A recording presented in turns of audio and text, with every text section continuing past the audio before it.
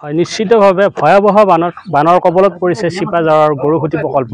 মোৰ সহযোগীয়ে পৰিৱেশ দেখুৱাই আছে। এয়া হৈছে চিপাঝাৰ সমষ্টিৰ অন্তৰ্গত গৰুসুঁতিৰ দৃশ্য, য'ত প্ৰায় 6,500 বিঘা মাটি এতিয়া কৃষি বানপানীৰ কবলত। এয়া ব্ৰহ্মপুত্ৰৰ জলপৃষ্ঠ বাঢ়ি অহাৰ লগে লগে এনেদৰে গৰুসুঁতি কৃষি প্ৰকল্পত বানপানীয়ে তাণ্ডৱৰ সৃষ্টি কৰিছে। আৰু এই সমস্যা আমি বুজি ল'বৰ কাৰণে এই গৰুসুঁতি উপস্থিত হৈছোঁ। আৰু ইয়াতে আমাৰ কৃষি প্ৰকল্পৰ লোক আছে, আমি তেওঁৰ লগতো পোনে পোনে কথা পাতিবৰ কাৰণে চেষ্টা কৰিম। দাদা, আপোনালোকৰ কেনেধৰণৰ সমস্যা হৈছে? হয়, নমস্কাৰ। আমাৰ ইয়াত এতিয়া অতিপাত বানপানী, এতিয়া আমি থাকিব পৰা নাই, জেগা নাই। আমাৰ এতিয়া খাবলৈ পোৱা নাই, ৰাতিপুৱাৰ পৰা ভাত বনাব জেগা নাই, ভাত খাব পৰা নাই। পানীৰ অসুখ, পানী বিশেষ বানপানী ইয়াতে উঠি আছে। আৰু গৰু ছাগলৰ ঘাঁহ নোহোৱা হৈছে, একে ঠাইতে বান্ধাই আছে।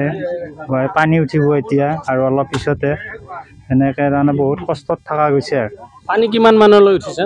এতিয়া পানী আমাৰ থকা ঘৰটোতে এককালে হৈছে বৰ্তমান। আৰু ছাগলী তাগলী এইগিলা বাহাত সম্পূৰ্ণ ডুব গৈছে। আৰু কৃষি খেতিসমূহ খেতি গোটেই বাকী চবেই তল গৈছে। বেলেগ খেতি আৰু একো নাই, কৰাখিনি গোটেই তল। হয়, নিশ্চিতভাৱে আমি আৰু কথা পাতিবৰ কাৰণে চেষ্টা কৰিম ইয়াৰ কৃষি কৰ্মৰ লগত জড়িত। আপোনালোকৰ সমস্যাটো কওকচোন।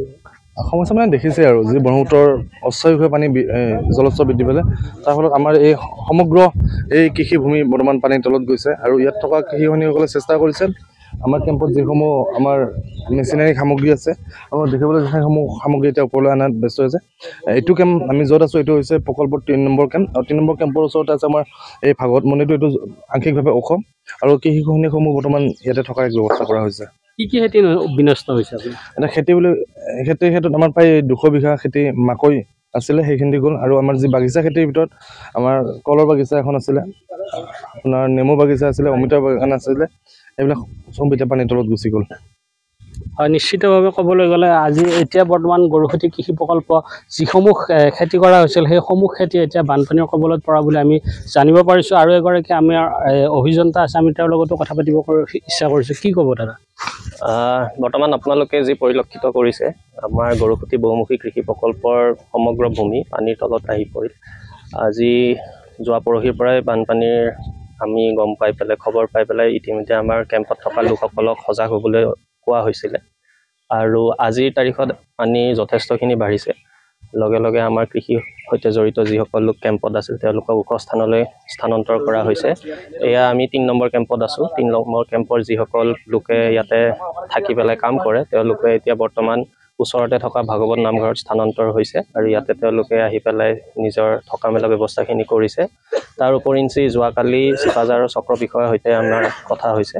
তেওঁলোকৰ সৈতে ৰিলিফৰ গোটেইখিনি ব্যৱস্থা কৰিবলৈ আমাৰ ফালৰ পৰা আবেদন দিয়া হৈছে। আৰু তেওঁলোকে কথা দিছে যে আজিৰ ভিতৰত সেইখিনি ব্যৱস্থা কৰি দিব।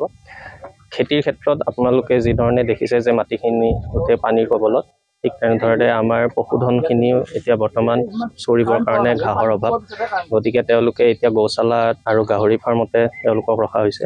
আমাৰ তাতে জড়িত লোকসকল তাতে লাগি আছে, তেওঁলোকে তাতে বস্তুখিনি ঠিক ঠাকত। আৰু বৰ্তমান আমি আশা কৰিছোঁ যে এই সমস্যাটো সমাধান যদি স্থায়ীভাৱে হয়, তেতিয়াহ'লে অনাগত দিনত আমাৰ প্ৰকল্পৰ পৰা যিটো বানৰ সমস্যা আমি প্ৰত্যেক বছৰে পাই আহিছোঁ, সেইটো সমাধান হ'ব। তাৰ কাৰণে আমি বিভাগীয় সৈতেও মথাউৰি কৰাৰ কথাও আমাৰ আলোচনা হৈছে। হয়, নিশ্চয়কৈ ক'ব লাগিব যে যিসমূহ গীৰ গাই আছে, গীৰ গাই এতিয়া খাদ্যৰ অভাৱ হোৱা বুলি আমি গম পাইছোঁ। এয়া হৈছে চিপাঝাৰ সমষ্টিৰ অন্তৰ্গত গৰুসুঁতিৰ দৃশ্য। ইয়াত প্ৰায় 6,500 বিঘা ভূমি এতিয়া বানৰ কবলত।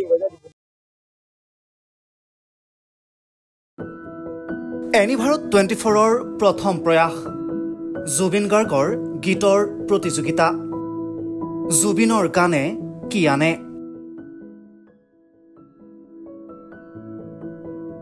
অডিশ্যনৰ বাবে যোগাযোগ কৰক 8638661821 আৰু 8812831556 নম্বৰত। এনিভাৰত 24 উদ্যোগত এটা নতুন সংগীতৰ প্ৰতিযোগিতা আয়োজন কৰা হৈছে, য'ত মোৰ গানৰ প্ৰতিযোগিতা হ'ব। আপোনালোকে তাত প্ৰতিযোগী হিচাপে আহিবলৈ পাৰিব। আৰু মোৰ ফালৰ পৰা আন্তৰিক শুভকামনা জনাইছোঁ। আৰু অনুষ্ঠানটোৰ নাম হৈছে গানে কি আনে।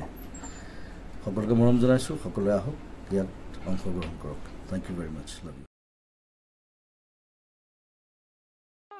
ৰব, আপুনি যে এটা অপৰাধ কৰিবলৈ গৈ আছে, আপুনি জানেনে এই নাবালিকা গৰাকীক এতিয়াই বিয়াত বহোৱাটো যে এটা অপৰাধ, আপুনি জানেনে? অপৰাধ কেনেকৈ? মোৰ ছোৱালী, মোৰ কথা। তুমি যিয়েই নোকোৱা ভূঞা, 18 বছৰৰ তলৰ যিকোনো কন্যা সন্তানৰ বিয়া দিলেই আইনগতভাৱে এক দণ্ডনীয় অপৰাধ। বিয়া দিয়াজন যিমান দায়ী, বিয়া পতাজনো সমানে দায়ী। এতিয়া তাই পঢ়া শুনা কৰাৰ বয়স, খেলা ধূলা কৰাৰ বয়স। তাইক খেলিবলৈ দিয়ক, পঢ়িবলৈ দিয়ক, আৰু চাব এদিন আপুনি তাইক লৈ গৌৰৱ অনুভৱ কৰিব পাৰিব। এতিয়াই তাইক সংসাৰৰ বোজা দি তাইৰ ভৱিষ্যত জীৱনটো অন্ধকাৰ কৰাৰ অধিকাৰ তোমাৰ জানো আছে? মোৰ ভুল হৈ গ'ল মাজনী, মোক ক্ষমা কৰিবা। শিক্ষা ল'ৰা ছোৱালী উভয়ৰে প্ৰাপ্য আৰু অধিকাৰ। আপোনাৰ কন্যা সন্তানক তাইৰ এই প্ৰাপ্যৰ পৰা বঞ্চিত নকৰাব। বাল্য বিবাহ ভাৰতীয় আইনৰ দ্বাৰা বিহিত এক দণ্ডনীয় অপৰাধ। এনে অপৰাধ কৰি আপোনাৰ কন্যা সন্তানৰ ভৱিষ্যত অন্ধকাৰৰ মাজলৈ ঠেলি নিদিব।